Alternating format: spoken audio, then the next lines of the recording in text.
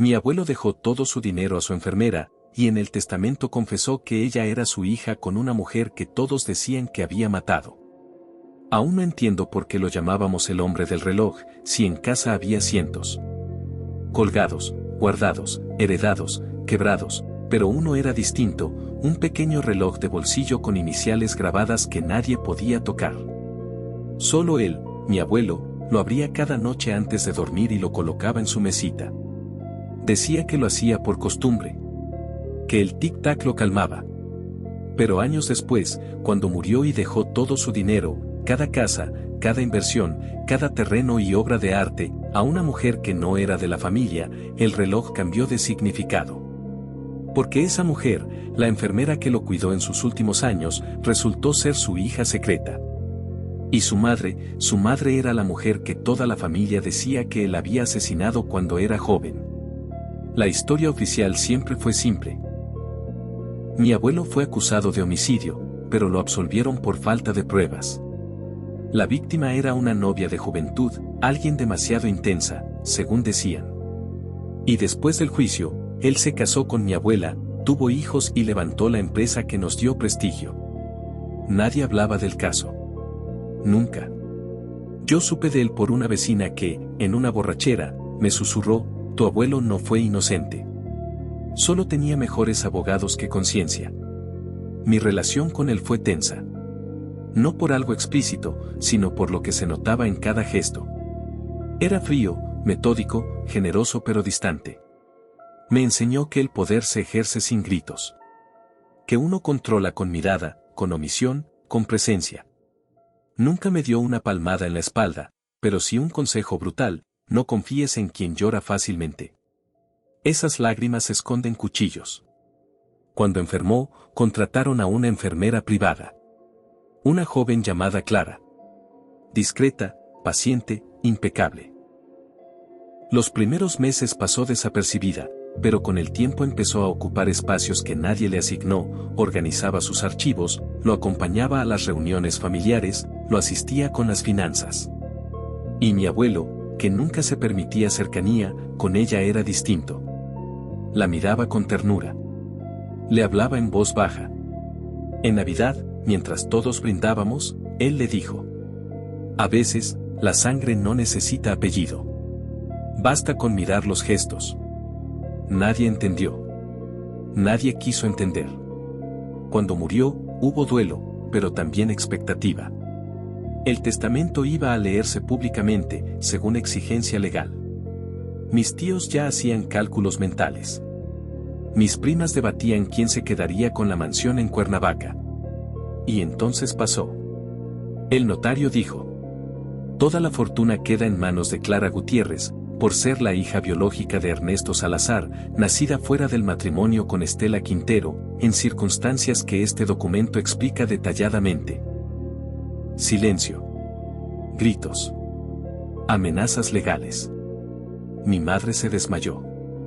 Porque Estela Quintero era la mujer que todos decían que mi abuelo había asesinado. La misma que apareció muerta en un río, sin explicación. La misma que había sido borrada de todos los relatos familiares. Y ahora, él decía que había tenido una hija con ella. Que la había ocultado. Que la había encontrado. Que le dejaba todo. Yo no reaccioné como los demás. Sentí algo distinto. Como si algo que llevaba años encerrado hubiese esperado ese momento exacto para hacer ruido dentro de mí. Las semanas siguientes fueron una guerra. Mis tíos impugnaron el testamento. Mis primas acosaron a Clara por redes. La prensa se enteró. Y lo peor, un documento adicional apareció. Un sobresellado que mi abuelo había dejado junto al reloj de bolsillo. Lo tenía Clara. Me pidió que lo leyéramos juntos. Dentro había una carta. Decía: si estás leyendo esto, es porque el pasado no quiso morir conmigo. Estela no fue asesinada por mí. Pero yo sí fui cómplice de su desaparición. Mi familia la quiso desaparecer porque iba a deshonrarnos. Me obligaron a callar. Me obligaron a negarla. Y cuando nació Clara, me hicieron firmar su renuncia en un hospital rural, bajo amenazas. nunca pude recuperarla. Solo hasta que enfermé, pude buscarla. Y sí, lo logré. El reloj que siempre llevé tenía las pruebas.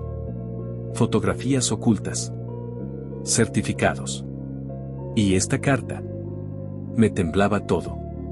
Clara lloraba en silencio. El reloj que siempre había simbolizado poder y obsesión era una caja de secretos. Lo abrimos. Dentro, bajo una capa falsa de metal, había un compartimento oculto. Encontramos una foto de Estela con una bebé en brazos. Un certificado de nacimiento con el nombre de Clara tachado. Una nota escrita a mano: perdón por no protegerte. Perdón por obedecer. Perdón por ser cobarde. No dormí esa noche. No por el testamento, sino porque entendí que la historia familiar que nos vendieron fue diseñada para ocultar una traición fundacional. Mi abuelo construyó un imperio sobre un acto que lo atormentó hasta la muerte.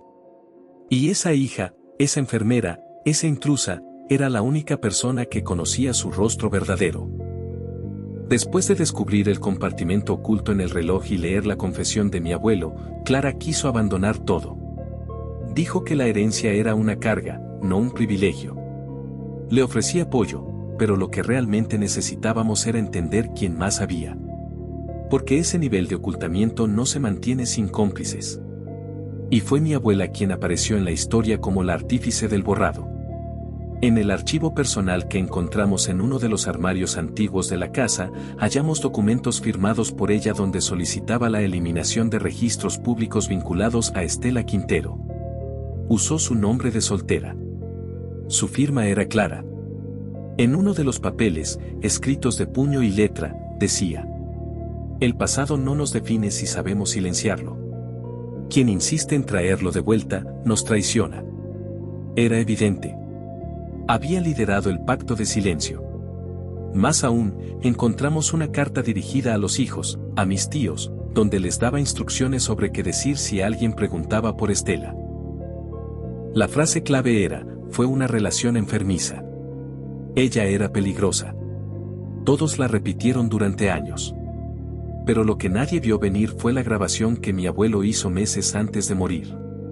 No estaba dirigida a nosotros. Ni a Clara. Estaba grabada en un cementerio, al pie de una tumba sin nombre. Lo descubrimos porque un jardinero del lugar la había encontrado en una bolsa olvidada cerca de una lápida deteriorada. Era un casete. Antigua tecnología. Y cuando lo reprodujimos, la voz que emergió era temblorosa, pero firme. Estela, sé que nadie quiso darte espacio, ni lápida, ni historia. Esta es mi forma de hablarte sin que ellos escuchen. Sé que fallé. Sé que te traicioné. Pero también sé que Clara lleva tu fuerza. Ella no supo de ti. Pero tú sí viviste a través de ella.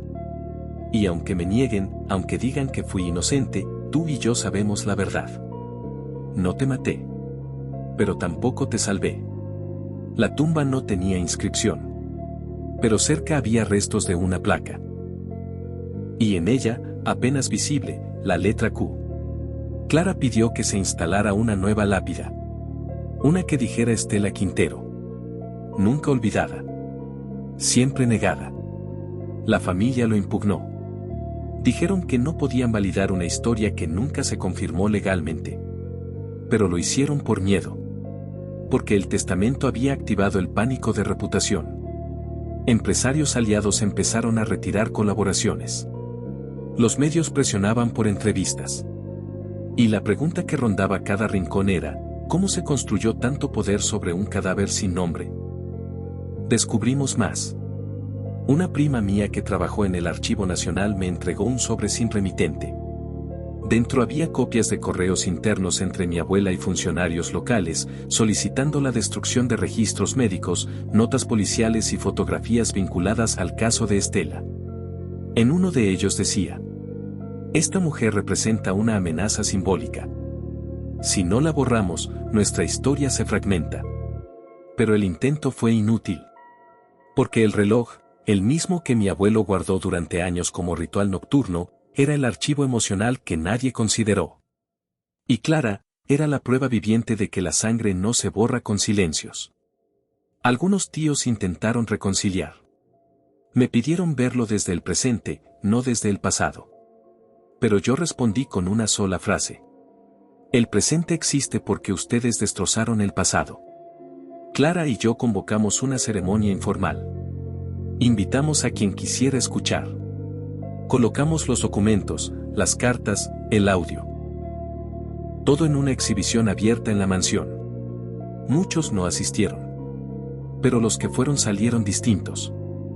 Porque por primera vez, la casa dejó de ser símbolo de poder y se convirtió en testigo de culpa. La denuncia anónima llegó por correo físico, algo ya casi extinto. La recibió la fiscalía, con sellos antiguos y letra manuscrita. En su interior, una carta escrita por Estela antes de desaparecer. Era una copia certificada, guardada por una antigua trabajadora del hospital donde dio a luz a Clara. En esa carta decía: me van a desaparecer. No porque sepan que soy peligrosa, sino porque saben que llevo dentro la única evidencia que puede derrumbarlos. Mi hija. Si algún día aparece, búsquenla por sus gestos. Porque a mí me van a borrar, pero ella va a brillar sin permiso. La frase se volvió viral. La fiscalía reabrió el caso. Por primera vez, la muerte de Estela se dejó de ver como un accidente oscuro del pasado, y pasó a ser el epicentro de una conspiración intergeneracional. Los medios explotaron. Pero lo que nadie vio venir fue la confesión de uno de los herederos legítimos, mi tío Álvaro. Hasta entonces había sido el más combativo. El que decía que Clara solo buscaba dinero. El que llamó a los medios para desacreditar la historia. El que dijo que mi abuelo estaba manipulado en sus últimos años. Un día, me pidió hablar. Acepté. Nos vimos en la biblioteca de la mansión. Llevaba una caja pequeña, desgastada. Yo sabía todo. No desde el inicio, pero desde hace 20 años. Mi madre me contó cuando yo iba a casarme, para que nunca repitiera lo que hicieron. Me pidió que protegiera a Clara si algún día aparecía. Pero no pude. No supe cómo. Tu padre, bueno, mi padre, me chantajeó. Me dijo que si hablaba, me sacaba del testamento. Y yo, me quedé callado. En la caja había fotos. Clara de niña, en una escuela rural. Cartas que Estela le había intentado mandar. Una pulsera rota con la inscripción CGQ, Clara Gutiérrez Quintero. La vi una vez. Yo fui al pueblo donde vivía. La observé desde lejos. Quise decirle quién era. Pero cuando levantó la mirada, supe que no me perdonaría. Así que me fui. No lo abracé. No lo insulté. Solo escuché. Y entendí que esta historia no era solo sobre un hombre poderoso que ocultó una hija. Era sobre todos los que sabían y callaron. Clara pidió que la mansión se convirtiera en algo distinto. Un espacio de memoria. Un lugar donde las familias rotas pudieran narrarse sin vergüenza. Lo hicimos. Removimos los símbolos de élite. Colocamos las cartas, las pruebas, el reloj. Construimos un mural con las frases de Estela, escritas por mujeres que habían sido silenciadas en sus propios hogares. No me mataron por lo que hice. Me borraron por lo que sabía. Ahora, la mansión recibe visitas cada semana. Ya no es propiedad. Es testigo. Y yo, que crecí admirando el silencio de los poderosos, aprendí que el verdadero legado no es lo que se hereda en papel, sino lo que se confronta en voz. Porque esta familia no será recordada por sus empresas, ni por sus apellidos. Será recordada como la que intentó enterrar a una mujer. Pero que fue desenterrada por una hija.